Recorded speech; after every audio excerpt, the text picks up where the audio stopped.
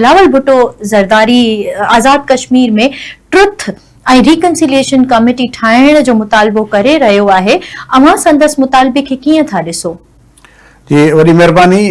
मां मुंहिंजे ख़्याल में यसरा ऐं सम्झां थो त बिलावल भुट्टो ज़रदारी साहिब जो इहो जेको मुतालबो आहे इहो बिल्कुलु वक़्ताइतो आहे ऐं इन जो जी मां हिमायत बि कयां थो। मां सम्झां थो त बिलावल भुट्टो ज़रदारी साहिब कश्मीर में जेका ताज़ी सूरत हाल आहे ऐं उते जेको ही इलेक्शन वारो माहौल थियो उन खां पोइ हिकिड़ी सूरत हाल उहा जेका अॻु में इलेक्शन खां थी हुई, उते जेके मुख़्तलिफ़ धुरियुनि जे तरफ़ां एहतजाज पे कया विया ऐं ॿियो वरी जेको पहिरें मरहले में जेका मीरपुर में इलेक्शन थी आहे त उनजे कॉन्टेक्स्ट में ई बिलावल भुट्टो ज़रदारी साहिब अहिड़े क़िस्म जी ॻाल्हि कई आहे ऐं इलेक्शन जा नतीजा छाकाणि त पीपुल्स पार्टी जे हक़ में न आया आहिनि पहिरें मरहले में, त उन ते ज़रदारी साहिब जो जेको मौक़िफ़ आहे उहो ॾाढो सख़्तु असांखे नज़र अची रहियो आहे। त उन दौरान हुन जेका आहे सा गुज़िरियल ॾींहं ॻाल्हि कई उनमें ऐं उन्हनि इहो मुतालबो कयो आहे त कश्मीर में जेके मामला थिया आहिनि उन ते ट्रुथ एंड रिकन्सिलिएशन कमीशन जोड़ी वञे ऐं उहा उतां जे मामलनि जी जेका आहे सा जांच करे ऐं हक़ीक़तूं जेके आहिनि उहे अवाम जे आॾो आणे। त मुंहिंजे ख़्याल में मां सम्झां थो त इहो मुतालबो उन्हनि जो जाइज़ बि आहे ऐं उनजी मुंहिंजे ख़्याल में शायदि जेका वफ़ाक़ी हुकूमत आहे उहा उनजी हिमायत बि करे। ऐं उनखां पोइ छा थियो आहे त जेका कानून साज़ असेंबली आहे आज़ाद कश्मीर जी उन्हनि रेज़ोल्यूशन बि मंज़ूर करे वरिती आहे त बिलावल भुट्टो ज़रदारी जे मुतालबे ते उहा रिकन्सिलिएशन कमीशन क़ाइमु कई वञे ऐं मुंहिंजे ख़्याल में उहा शायदि जल्दी हाणे जुड़ी बि वञे। पर गॾे गॾु सवाल इहो आहे या जेका मुंहिंजी ॻाल्हि इहा आहे त बिल्कुलु बिलावल भुट्टो ज़रदारी साहिब जिते कश्मीर में वञी अहिड़े क़िस्म जूं तक़रीरूं ऐं ॻाल्हियूं करे रहियो आहे त सिंध जे माण्हुनि जो बि मुतालबो इहो आहे त ट्रुथ एंड रिकन्सिलिएशन कमीशन त मुंहिंजे ख़्याल में सिंध जे हिननि अरिड़हनि 20 सालनि जे इक़्तिदार ते ठहिणु घुरिजे ऐं इहा ट्रुथ एंड रिकन्सिलिएशन कमीशन जेका आहे उहा हिते बि असां वटि बेड गवर्नेंस जो जाइज़ो वठे, असां वटि करप्शन ऐं अक़रबा परवरी आहे उन ते बि हिकिड़े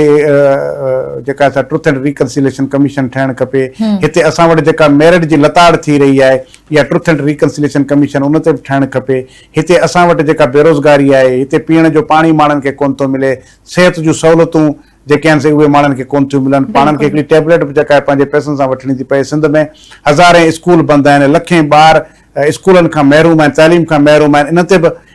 ट्रुथ एंड रिकन्सिलिएशन कमीशन ठहिणु खपे। सिंध जे माण्हुनि खे अरिड़हनि सालनि खां हिकु ट्रक जी बत्ती जे पोयां लॻाए वियो आहे, न तरक़ी थी रही आहे, न माण्हुनि जा रोड रस्ता ठही रहिया आहिनि, न माण्हुनि खे बुनियादी सहूलियतूं मिली रहियूं आहिनि। त इन ते बि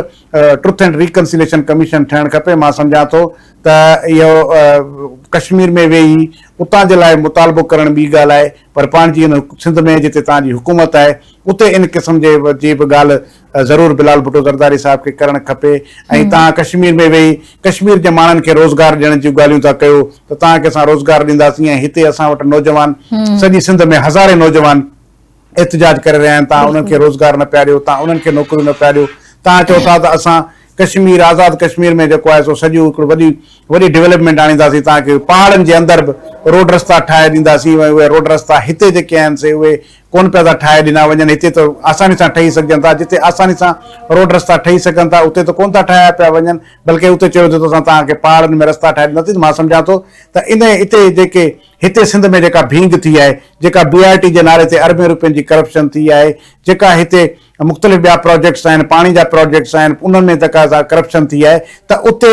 ट्रुथ एंड रिकन्सिलिएशन कमीशन ठहिणु खपे। ऐं पोइ असां सम्झूं त वाकई बिलावल भुट्टो ज़रदारी साहिब जेको आहे सो इहे नेक नियती सां कश्मीर में बि इहो मुतालबो रखियो आहे, त असां सम्झूं था त उहा ॻाल्हि हिते हिनखे त हिते मुतालबो बि रखण जी ज़रूरत न पवंदी। सिंध में हुननि जी हुकूमत आहे, हुननि जो हिकिड़ो हुकुम ई काफ़ी हूंदो ऐं जेकॾहिं उहो इन क़िस्म जी का कमीशन ठही थी वञे त मुंहिंजे ख़्याल में सिंध जे माण्हुनि जे मथां उन्हनि जो अहसान हूंदो। सिंध जे माण्हुनि अरिड़हनि सालनि खां उन जी पार्टी खे मुसलसल वोट ॾिनो आहे, उन्हनि खे इक़्तिदार जे कुर्सी ते विहारियो आहे, त घटि में घटि सिंध जे माण्हुनि ते हिकिड़ो थोरो बिलावल भुट्टो ज़रदारी साहिब बि करे त हू सिंध में हिननि अरिड़हनि सालनि जे इक़्तिदार जी जांच जे लाइ उन्हनि ते हिकिड़ो ट्रुथ एंड रिकन्सिलिएशन कमीशन जो ठाहिण जो हिते बि ऐलान करे। बिल्कुल ज़ोहर साहब, अहिड़ी कमीशन माज़ी जी तकरारनि ऐं चूंडनि बाबति ख़दशनि खे ख़तमु करण में मददगार साबित थी सघे थी? अव्हां जी नज़र में ही सिर्फ़ हिकु सियासी मुतालबो आहे? न आहे त कंहिं हद ताईं इहो सियासी मुतालबो ई आहे, पर इन सां असां जेको आहे हिकु त हिन वक़्तु जेके मसइला आहिनि उन्हनि जी निशानदेही उन कमीशन ज़रिए थी सघे थी।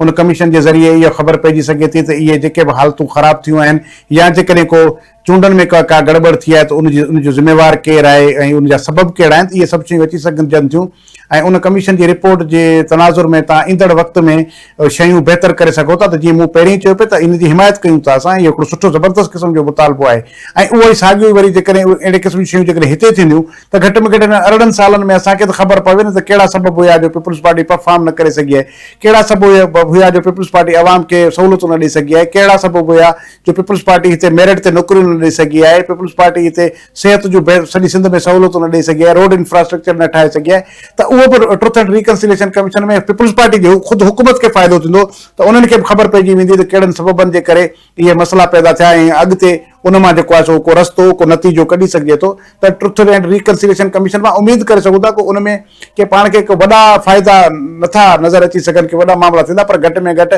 हिन वक़्त ताईं जेका कारगुज़ारी हूंदी, चाहे उहा कश्मीर जे लाइ हुजे या सिंध जे लाइ हुजे, तव्हां असांजे साम्हूं शयूं जेके आहिनि घटि में घटि हिकु डॉक्यूमेंट जी सूरत में अची वेंदियूं, हिकिड़ी कमीशन जी रिपोर्ट जी सूरत में अची वेंदियूं। न त पोइ ईअं चवंदा आहिनि त वाह ज़ोएब ज़रदारी टीवी ते वेही हवाल थो करे त हीअं थो वियो आहे, यसरा खूंद वेही हीअं ॻाल्हियूं थी करे त हीअं थी वियो आहे। पोइ घटि में घटि असांजी ॻाल्हियुनि खे या जेके अवाम जो परसेप्शन आहे उन्हनि खे हिकिड़ो जवाज़ मिली वेंदो। पोइ सिंध हुकूमत इहो चवंदी त बाबा हे ॾिसो असांजे ट्रुथ एंड रिकंसिलिएशन कमीशन में त असां त हे ज़बरदस्त कमु करे छॾिया हुया, बाक़ी ही अजाई वावेल आहे। त मुंहिंजे ख़्याल में ख़ुदि पीपुल्स पार्टी जे लाइ इहा फ़ाइदे जी ॻाल्हि हूंदी त हू सिंध में अरिड़हनि सालनि जी हुकुमरानी ते ट्रुथ एंड रिकंसिलिएशन कमीशन ठाहे। जेको आज़ाद कश्मीर में चूंड मुहिम हली रही आहे ऐं इन में बिलावल भुट्टो ज़रदारी ऐं मरियम नवाज़ शरीफ़ जेके हिक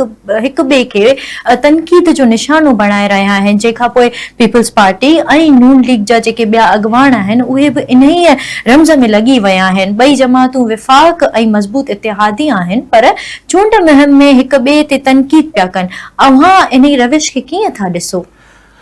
ॾिसो, मुंहिंजे ख़्याल में ही थोरो सिर्फ़ु इलेक्शन जे लाइ आहे, माण्हुनि जो ध्यानु छिकाइण लाइ हर पार्टी चाहींदी आहे त उनखे वोट मिलनि। बाक़ी हिकिड़ी मज़ेरी ॻाल्हि इहा आहे त जेॾी महिल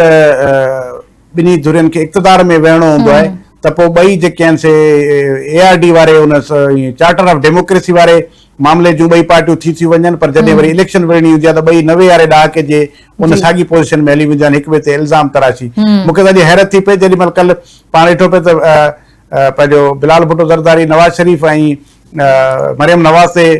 तनक़ीद करे रहियो, मरियम नवाज़ वरी बिलावल ते तनक़ीद करे रहियो, त मूंखे उन वक़्त में घड़ी ख़ुदाबिश में बि उहो जलसो बेनज़ीर जी वरसी जो यादि अची रहियो, जंहिंमें मरियम नवाज़ बिलाल भुट्टो ज़रदारी सां गॾु वेठी हुई ऐं दिलां तीर बजा ते लुॾी बि रही हुई ऐं थोरो मुस्कुराए बि रही हुई। त ही सॼा ड्रामा आहिनि अवाम खे बेवकूफ़ बनाइण जे लाइ, ही सभु गॾियल आहिनि, हिननि खे सिस्टम जे चवण ते हली रहिया आहिनि। जहिड़े नमूने सां सिस्टम हिननि खे विहारींदो, वेहंदा, सिस्टम चवंदो उथो उथी पीअंदा। त मां सम्झां थो त ही रुगो वोट गेन करण जे लाइ बिलाल भुट्टो ज़रदारी, छाकाणि त पहिरें मरहले में पीपुल्स पार्टी खे शिकस्त आई आहे, तंहिंजे करे हू वधीक रड़ियूं थो करे। इहा साॻियो मामिलो जेको आहे सो बाक़ी मुज़फ़राबाद ऐं ॿिए टे मरहले में जेका इलेक्शन थियणी आहे त उन में इहो न थिए अञा, छाकाणि त पीपुल्स पार्टी खे उमेद आहे त जेकॾहिं सुठियूं सीटूं खणी आहे। पर ॾिसजो, जेकॾहिं सीटूं ॿिन्ही जूं कुझु हेॾा 20-29 थी वियूं न त वरी जीअं जहिड़े नमूने सां हिननि गिलगित बल्तिस्तान में जेके तकरीरूं कयूं वरी हुकूमत में गॾु ठाहे त गॾु वेठा आहिनि, ईअं ई वरी इहे आज़ाद कश्मीर जी हुकूमत में ॾिसजो भई हे पार्टियूं गॾु वेही रहंदियूं। हे सिर्फ़ु माण्हुनि खे ईअं मिड़े थोरो बेवकूफ़ ठाहिण जे लाइ, हुननि जे जज़्बनि सां खेॾे करे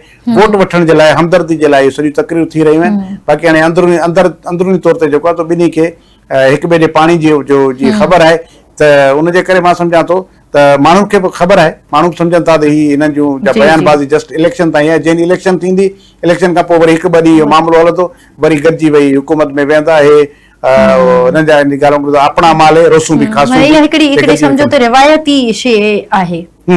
इहो त माण्हुनि खे ख़बर आहे, ईअं थींदो रहंदो आहे। छाकाणि त गिलगित बल्तिस्तान में बि ईअं थियो न, हिक ॿिए जे ख़िलाफ़ हिननि केॾियूं तकरीरूं कयूं, घणी का पुराणी ॻाल्हि त कान्हे, महीनो ॾेढ अॻु जी त ॻाल्हि आहे। ऐं वरी ॾिसो हुकूमत में गॾिजी वेही रहिया आहिनि, गॾिजी हुकूमत ठाही अथनि, हिते हिक ॿिए जे तनक़ीद था कनि, हुकूमत में गॾु वेठा आहिनि। बिलावल हेॾो कुझु ॻाल्हाए थो, हुकूमत खां धार छो नथो थिए?